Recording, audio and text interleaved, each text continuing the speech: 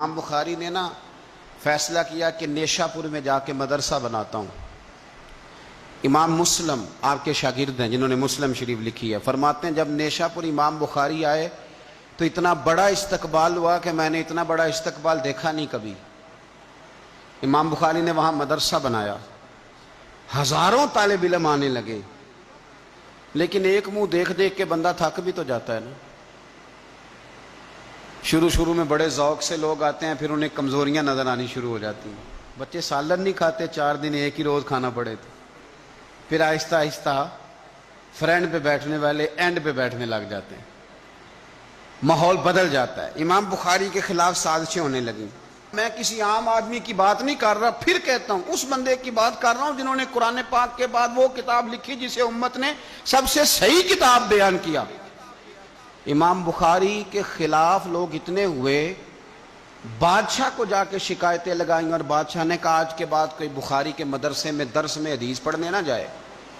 امام مسلم کہتے ہیں اتنا بڑا استقبال بھی میں نے دیکھا، اتنا بڑا استقبال میں نے کبھی نہیں دیکھا، اور وہ حال بھی میں نے دیکھا کہ امام بخاری پڑھانے والے تھے اور میں اکیلا پڑھنے والا تھا۔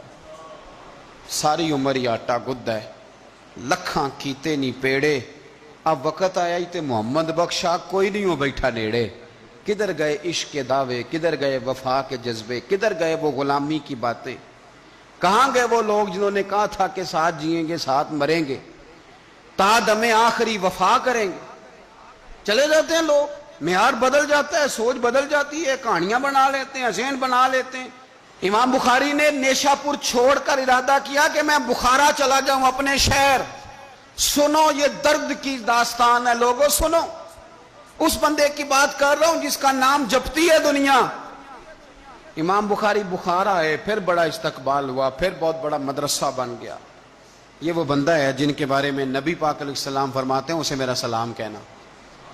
یہ وہ شخص ہے کہ شیخ ابو زید کہتے ہیں میں نے خواب دیکھی تو حضور نے فرمایا مجھے کب تک شافعی کی کتابیں پڑھتے رہو گے، میری کتاب کیوں نہیں پڑھتے؟ یا رسول اللہ صلی اللہ علیہ وسلم میں صدقے جاؤں، قربان جاؤں، میں لفظوں پہ بارو جاؤں، سونے آپ کی کتاب کون سی ہے؟ فرمایا بخاری شریف پڑھا کرو، وہ میری کتاب ہے۔ جن کی لکھی کتاب کو میرے محبوب کہے میری کتاب ہے۔ بخارے میں بڑا استقبال ہوا، لیکن پھر بخارے کے سربراہ نے کہا، سردار نے کہا، خالد بن زہلی جو امیر تھا بخارے کا، امام بخاری کا تو خیال تھا میں اپنے شہر آ گیا ہوں، اس نے کہا جی میرے بچے کو گھر آ کے پڑھایا کریں۔ آپ فرمانے لگے یہ نبی پاک کی حدیثیں ہیں، میں نے رسوا نہیں کر سکتا، جہاں سارے لوگ بیٹھتے ہیں تیرا بچہ بھی وہاں بیٹھے۔ لوگوں کو پتہ ہی نہیں لوگ کس طرح کی سازشیں کرتے ہیں۔ اس نے کہا جی ٹھیک ہے میں اپنا بچہ بھیج دوں گا، پر جس وقت میرا بچہ کلاس میں ہو اور کوئی بھی نہ ہو، اکیلا ہو میرا بچہ۔ امام بخاری فرمانے لگے اگر کوئی اور آ کے کہے کہ میں نے بھی حضور کی حدیث سنی ہے تو میں کیسے منع کروں؟ ساروں کے بیچ بیٹھ کے پڑھے، یہ حضور کے دین کا فیض ہے، یہ بڑا وسیع ہے، جو آئے گا ملے گا۔ اس نے آپ کے خلاف فتوے لینے شروع کر دیے۔ ہاں جانے کب مار دے کوئی مجھے کافر کر کے، شہر کا شہر مسلمان بنا بیٹھا ہے۔ فتوے لینے شروع کر دیے، امام بخاری کے خلاف سازش ہوئی، حکم ہوا کہ بخاری تو بخارا چھوڑ جا، یعنی اپنے وطن سے نکل جا۔ اپنے وطن میں بے وطن ہو گئے امام بخاری۔ نیشا پور والوں نے نکالا تو بخارا آئے، اس نے حکم دیا تو امام بخاری بخارا سے نکلے، آنکھوں میں آنسو ہیں، لے سجنا اساں توڑ نہیں بائی، اساں جان دیتی رات تیرے۔ ارادہ کیا سمرقند جا کے ڈیرا لگاتا ہوں، حضور کی حدیثیں تو پڑھنی سننی ہے نا۔ یارو بڑی تکلیف میں آ جاتے ہیں کئی دفعہ دیندار لوگ، بڑی اپنے بھی کئی دفعہ اپنے بھی شکایت کر دیتے ہیں، اپنے بھی پیچھے پیچھے ہونے لگتے ہیں۔ اب یقین کریں کئی دفعہ دل کرتا ہے یار سارے باتیں کرتے تیری نہیں بنتی تھی، تو نہ کرتا۔ ایک عالم کہا کرتے تھے ایک دفعہ کہ کسی ماں کے بیٹے نے ماں کو تانا دے دیا تو ماں رو پڑی اور کہنے لگی پتر درانیاں کہنیاں تے بندا سی، ننانا کہنیاں تے بندا سی، تو تے میرا اپنا سے۔ اور یہ اپنے کئی دفعہ اس طرح کی بات کرتے ہیں کہ وہ کانوں سے ٹکرا کے نہیں گزرتی، وہ تیزاب کی طرح رک جاتی ہے، چھلنی ہو جاتا ہے وجود کے۔ یہ اس نے کہا ہے، اس نے میرے اپنے نے امام بخاری بخارا سے روتے ہوئے نکلے، سمرقند جاتا ہوں، پتہ چلا کہ سمرقند جانے سے پہلے ہی کچھ لوگ کہہ رہے ہیں جی دیکھو ان کے اپنوں نے نہیں رکھا، پتہ نہیں کیا حال ہے۔ امام بخاری رستے میں ایک چھوٹی سی بستی تھی خرتنگ، وہاں رک گئے۔ سنو یارو، پھر کہتا ہوں اس بندے کی بات سنا رہا ہوں جو اس امت کو سب سے قیمتی کتاب دے گیا۔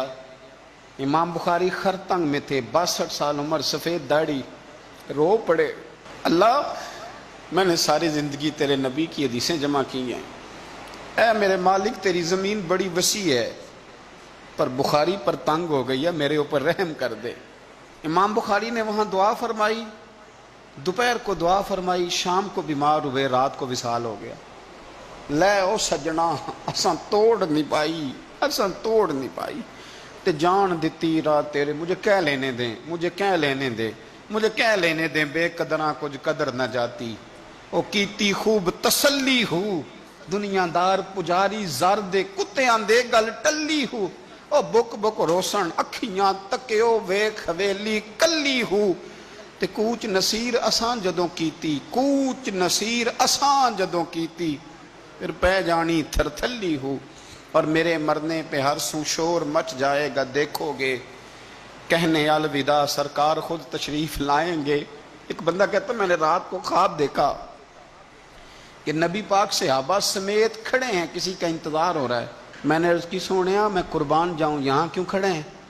تو فرمایا بخاری آ رہا ہے۔